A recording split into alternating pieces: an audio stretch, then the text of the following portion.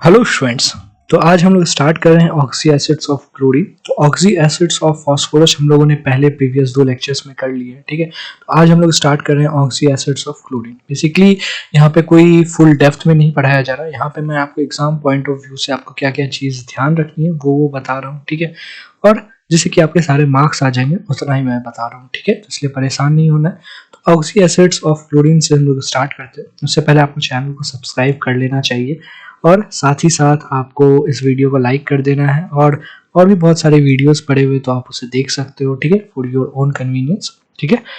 अब उसके बाद क्या है कि ऑफ कोर्स शेयर तो करना ही है। तो बिना टाइम वेस्ट करिए हम लोग स्टार्ट करते हैं ऑक्सी एसिड्स ऑफ क्लोरीन, ठीक है। तो ऑक्सी एसिड्स ऑफ क्लोरीन की अगर हम लोग बात करें तो ये आपको 4 डिफरेंट स्टेट्स में मिलने वाले हैं, +1 +3 +5 और +7, ठीक है। तो ये 4 डिफरेंट स्टेट्स में आपको ऑक्सी एसिड्स ऑफ क्लोरीन देखने को मिलेंगे, ठीक है। अब +1 और +3 जो है, ठीक, +1 और +3 थोड़ा सा कम स्टेट है, ठीक है। इसमें हम लोग अस यूज करने वाले हैं, अस। और वहीं पे +5 और +7 जो हाई स्टेट वाला है, तो एक तरह से हाई ऑक्सीडेशन स्टेट वाला है, उसके लिए हम लोग एक यूज करें। बेसिकली मतलब ये सब नामांकन मतलब नोमेनक्लेचर का एक तरह से बोल लो, रूल तो नहीं बोलो, बस ऐसे रखा जाता है, जनरली ऐसे रखा जाता है, ठीक है। तो +3 को लेते हैं हम लोग। +3 आपका कम है तो वो आपको कहलाएगा क्लोरस एसिड, ठीक है। तो +3 आपका कहलाएगा क्लोरस एसिड, और उससे भी कम है जो कि +1 है वो आपका कहलाने लगेगा हाइपोक्लोरस एसिड, इसीलिए, ठीक है। +5 है आपका ज्यादा है तो उसे हम लोग क्लोरिक एसिड कहेंगे। और +7 हो गया तो इसका मतलब क्या हो, +7 हो गया तो बहुत ज्यादा हाई ऑक्सीडेशन स्टेट है, हाई में मतलब उड़ने लगा ये, तो वो आपका हो जाएगा perchloric acid. Chloric acid में पर्ड लग गया है, ठीक है, क्योंकि +7 हो गया, बहुत ज्यादा उड़ने लगा है, ठीक है। तो ये सिंपल सा है, ऐसे बस याद करने का तरीका है, ऐसा कुछ है नहीं साइंटिफिकली। खैर आप लोग समझ गए होंगे। तो हाइपोक्लोरस एसिड का जो फॉर्मूला है वो है HOCl, फिर क्लोरस एसिड का है HClO2, फिर क्लोरिक एसिड का है HClO3, फिर पर क्लोरिक एसिड का है HClO4। तो कितना आसान है।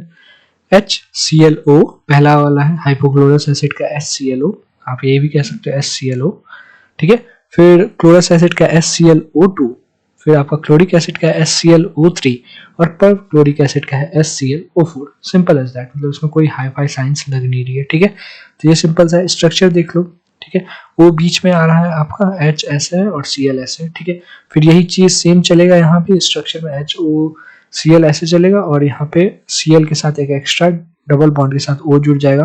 फिर क्लोरिक एसिड में आओगे 3 O है तो ये वाला तो फंडा एक ही जैसा रहेगा, एडिशनल आपको 2 O लग जाएंगे डबल बॉन्ड के साथ। फिर HClO4 में सब कुछ सेम है, वहीं फिर 3 डबल बॉन्ड O लग जाएंगे यहाँ पे, ठीक है। सिंपल एज दैट, मतलब ये कोई हाई फाई या डरावना सा कुछ नहीं है, बहुत ही सिंपल है। क्लोरीन के ऑक्सी एसिड्स मुझे लगते हैं सब में से ईजी है, ठीक है। तो hypochlorous acid HOCl, chlorous acid HClO2, chloric acid HClO3, पर क्लोरिक एसिड HClO4। स्टेट आपको पता चल गया होगा, +1 +3 +5 +7। स्टेट निकालने कुछ बच्चों को आता होगा, कुछ को नहीं भी आ सकता है, कोई बड़ी बात नहीं है। तो जैसे कि मैं बता देता हूँ छोटा सा, HOCl है जैसे, H इसका स्टेट निकालना है तो H का क्या हो जाएगा, +1 प्लस मतलब क्लोरीन का इसमें ऑक्सीडेशन स्टेट निकालना है, ऑक्सीजन का हम लोग क्या लेते हैं -2, और क्लोरीन का हमें निकालना है तो +x = 0, ओवरऑल चार्ज 0 है, तो ये आपका -1 + x = 0, तो x आ जाएगा 1। इसी तरह आप जब क्लोरस एसिड का निकालोगे तो +3 आएगा, क्लोरिक का निकालोगे +5 आएगा, पर क्लोरिक का निकालोगे +7 आएगा, ठीक है। इसमें कोई बड़ी बात नहीं है, आसान सा है, आप इसे ध्यान रख सकते हो, ठीक है। तो ये फंडा हो गया। अब क्या करते हैं, अब आगे हम लोग थोड़ा ध्यान देते हैं, ठीक है। आगे नेक्स्ट क्या है, नेक्स्ट मैंने बताया है कि ऑक्सी एसिड्स जो क्लोरीन के हैं उसकी थर्मल स्टेबिलिटी की लिस्ट क्या है, फिर उसका आपको बोल सकते हो ऑक्सीडाइजिंग पावर क्या है, ठीक है। उससे पहले मैंने आपको जैसे बता दिया कि क्लोरस हाइपोक्लोरस एसिड को मैंने A दे दिया, क्लोरस एसिड को B दे दिया है यहाँ पे जैसे आप देख पा रहे होगे। फिर आपको क्लोरिक को हमने C दे दिया है और पर क्लोरिक को D दे दिया है, ठीक है। ये चीज ध्यान रख लोगे। तो अब हम लोग देखते हैं कि ये जो सीक्वेंस है जो एग्जाम में पूछे जा सकते हैं वो मैं बता रहा हूँ। थर्मल स्टेबिलिटी का अगर ऑर्डर देखो आप किसमें, ऑक्साइड्स ऑफ या ऑक्सी एसिड्स ऑफ क्लोरीन में, तो सबसे ज्यादा स्टेबली थर्मल स्टेबल कौन है आपका, पर क्लोरिक एसिड है, दैट इज HClO4।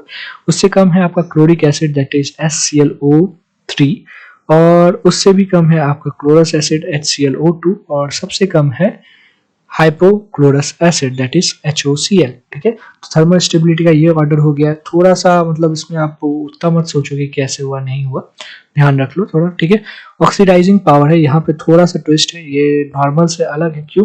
क्योंकि ऑक्सीडाइजिंग पावर आप लोग सिंपल समझोगे कि जिसका ऑक्सीडेशन स्टेट ज़्यादा है, ठीक है, तो उसको क्या करना रहेगा, ऐसा उसको तो चुन रहेगा कि मतलब जिसका ऑक्सीडेशन स्टेट मानो ज़्यादा है, +7 वाला है। ठीक है, अब +7 वाला को तो रहेगा कि जल्दी से मुझे कम होना है। ठीक है, तो ये दूसरे से क्या करेगा, इलेक्ट्रॉन लेगा, मतलब दूसरे को ऑक्सीडाइज करेगा, तो उसकी ऑक्सीडाइजिंग पावर ज़्यादा होनी चाहिए। ठीक है, कायदे से। बट यहाँ पे एक्सेप्शन है, क्लोरीन वाला जो ऑक्सी एसिड से क्लोरीन के यहाँ उल्टा चलता है। यहाँ पे HOCl जो है दैट इज हाइपोक्लोरस एसिड, इसकी ऑक्सीडेशन स्टेट सबसे मतलब ऑक्सीडाइजिंग पावर सबसे ज़्यादा है, ऑक्सीडेशन स्टेट इसका सबसे कम है, ये +1 ही है। ठीक है, और +3, +5 और +7। ठीक है, लेकिन इतना कम होने के बाद भी इसकी ऑक्सीडाइजिंग पावर सबसे ज़्यादा है। अलग अलग फैक्टर्स के कारण ऐसा आप ध्यान रखें, क्योंकि ये थोड़ा सा मैं आपको बस याद करने वाली चीज़ें बता रहा हूँ बस। ठीक है, तो आपका हाइपोक्लोरस एसिड का सबसे कम होगा, ठीक है, सॉरी सबसे ज़्यादा होगा, आई एम सो सॉरी, सबसे ज़्यादा होगा हाइपोक्लोरस एसिड का, उससे कम होगा आपका क्लोरस एसिड का, उससे कम होगा आपका क्लोरिक एसिड का, और सबसे कम होगा परक्लोरिक एसिड का ऑक्सीडाइजिंग पावर। तो ये फंडा है, तो ये थोड़ा सा एक्सेप्शन है, ये आपको मतलब एक बोलो ट्रिकी है थोड़ा सा, इसे ध्यान रखना पड़ेगा। बाकी थर्मल स्टेबिलिटी का ऑर्डर सिंपल सा है, जितना ज़्यादा इसका मोलिकुलर वेट टाइप से है। ठीक है, स्टेबिलिटी तो ज़्यादातर डिपेंड करता है कितना भारी भरकम है, तो ऑब्वियसली सबसे भारी भरकम तो HClO4 ही है, तो वो ज़्यादा थर्मली स्टेबल है। ठीक है, तो ये सब कोई दिक्कत नहीं है। बट ऑक्सीडाइजिंग पावर में यहाँ थोड़ा उल्टा है सीन, तो ऑक्सीडाइजिंग पावर आप ध्यान रखोगे। और बाकी तो मैंने आपको बता ही दिया है सारा ये सब चीज़, कौन कौन जो है आपको, hypochlorous acid, chlorous acid, chloric acid और परक्लोरिक एसिड, तो ये सब कुछ मैंने आपको क्लियर कर दिया। ठीक है, तो आपको एग्जाम पॉइंट ऑफ व्यू से ऑक्सी एसिड्स आपके लिए लगभग हो गया है कंप्लीटली। ठीक है, तो इसे आप रिवाइज कर लोगे अच्छे से और आप अच्छे अच्छे मार्क्स ला पाओगे। ठीक है, आपको अच्छे से समझ में आ गया होगा, I hope that. Thank you.